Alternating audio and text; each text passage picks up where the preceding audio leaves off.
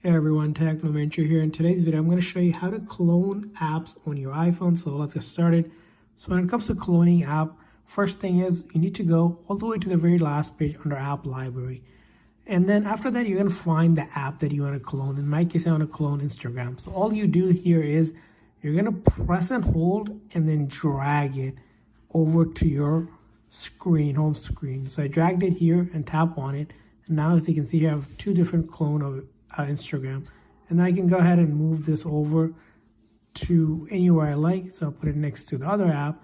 So as you can see here, now I have two different clones of Instagram, and I can do that again to create a third clone and so forth. You can do it for any apps as well.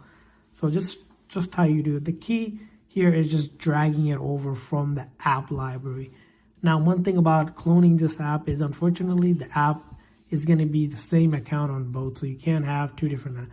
It just happens to open to the same app, basically creating a clone version of that app, so you can have it on different home screens. So you may want to, maybe you want to keep one here and then one maybe down to another page, so it just gives you a quicker and easier way to access it. So that's how you do it. I hope this video was helpful. If so, please consider hitting a like and subscribe button for more tips and tricks. So see you guys next time.